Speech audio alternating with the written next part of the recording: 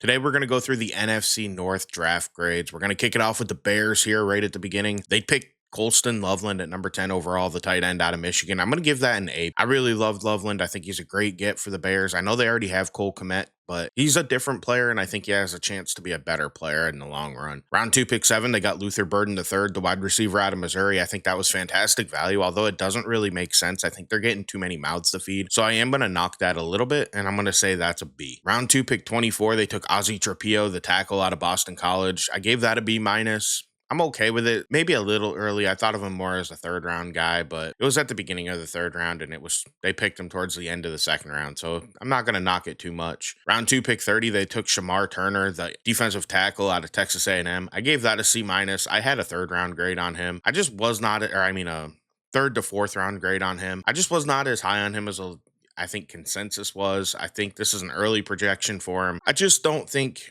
they used their resources right when they took him, to be honest with you. I think it was just early. I don't think they needed to get 3 second-round picks and to end up with the 3 guys they did. That's just my opinion, though. Round 4, pick 30, they took Ruben Hippolyte, the linebacker out of Maryland.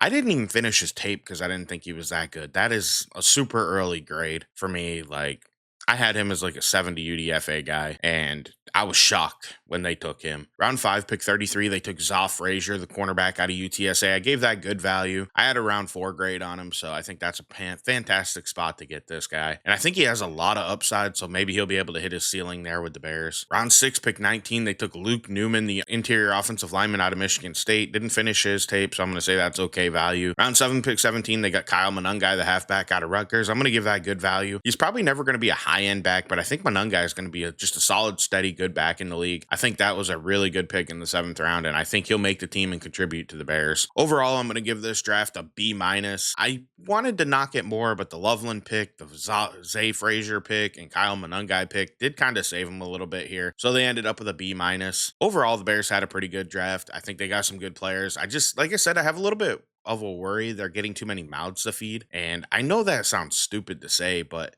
you get a lot of guys like Luther Burden in college checked out when he wasn't fully involved. And I have a feeling he's not going to be fully involved all the time. And yeah, I don't know what their strategy is, but I know Ben Johnson likes to get creative and likes to use a ton of different players. So maybe it'll all work out in the end and I'll look foolish for having this concern. But yeah, I think Luther Burden especially is the guy that I'm worried about with them getting so many different players on this roster. Either way, let's go ahead and move on to the next team. And that's going to be the Green Bay Packers. They opened up the draft by taking Matthew Golden, the wide receiver out of Texas, at round 1, pick 23. I had him at number, 14 on my big board. I'm going to give that an A value. Absolutely love that pick. He's a fantastic player, and I'm so proud of the Packers for finally breaking through and getting a receiver. I got to say, though, side note, I hate his number choice. Don't wear 22. That's just terrible. Round 2, pick 22, they took Anthony Belton, the tackle out of NC State. I'm going to give that a B. I think that was right in the right range to get him. It was maybe a little early, but overall, I understand why they did it. Round 3, pick 23, they took Savion Williams, the wide receiver out of TCU. That's a D for me. I just don't like Savion Williams. I don't know what his role is going to be.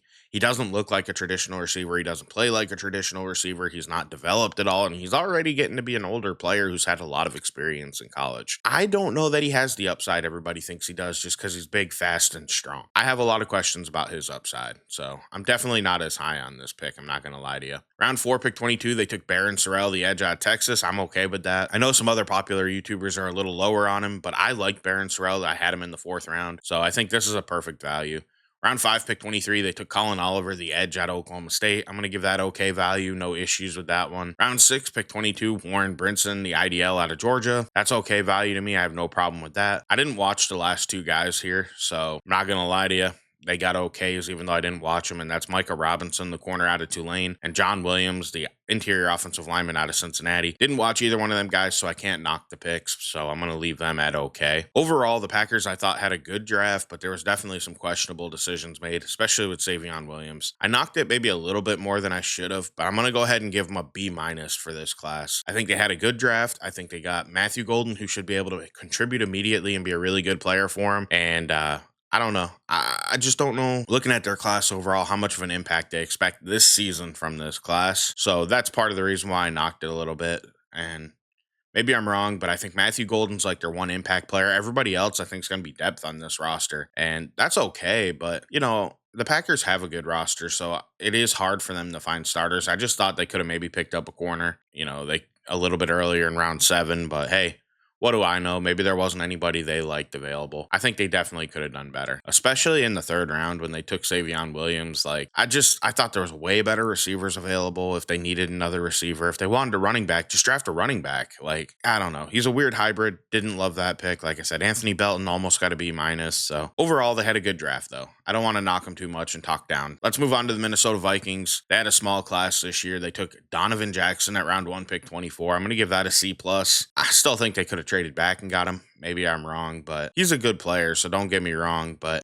I just think it's a little early for him. Round 3, pick 38, they took Ty Felton, the wide receiver out of Maryland. That's going to be a C minus for me. Definitely not very high on that pick. At round 5, pick 31, they took Tyron Ingram Dawkins, the defensive tackle out of Georgia. No issue with that pick. I had him right in that range. Round 6, pick 25, they took Kobe King, the linebacker out of Penn State. No issues with that pick at all. And then round 6, pick 26, they took Gavin Bartholomew, the tight end out of Pitt. I did not watch his tape, so I left that as an okay value.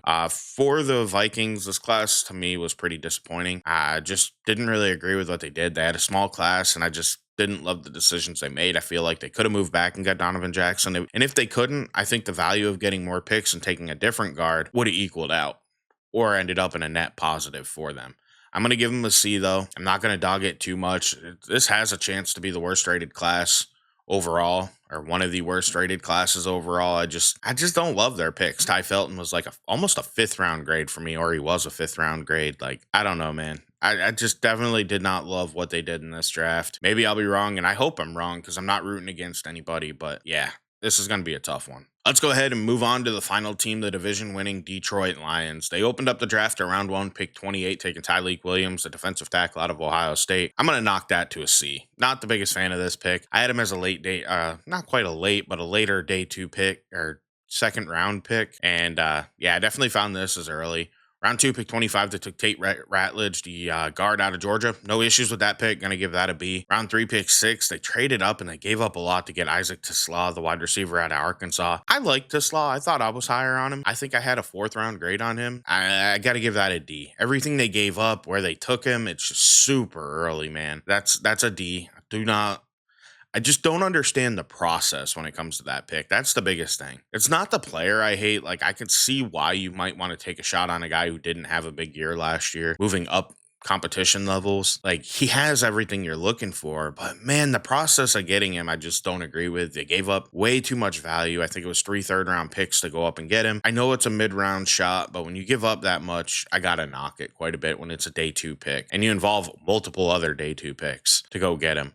Round 5, pick 35, they took Miles Frazier, the guard out of LSU. I actually have that as a steal. I really like Miles Frazier, so that's good value for him. Round 6, pick 20, they drafted Ahmad Hassan, the edge rusher out of Boise State. Okay value there. Round 7, pick 14, Dan Jackson, the safety out of Georgia. No issues with that. Round 7, pick 28, Dominic Lovett, the wide receiver out of Georgia. I'm okay with that. I had him as a UDFA guy, but when you're taking him that late, I understand getting speed, bringing him in, and just seeing what he can do. Overall, this class is going to get a C for me. It's also pretty low rated because of the Tyleik Williams and Isaac Tisla stuff. I'm definitely lower on this class than maybe a few other people. It doesn't match my board a whole lot. Like I said, they got Miles Frazier, and Tate Ratledge was okay, but I don't know, man. I just definitely didn't like their process either. The Lions, though, have a type of player. They know what they're looking for, and they've been able to make people look wrong multiple times by trusting themselves and doing what they know is best for their team. So I didn't put that in here, but I can understand where I might be wrong. Or I kind of think they're getting too big for their britches, and they're getting overconfident in themselves, and they're getting a little bold and taking guys that I just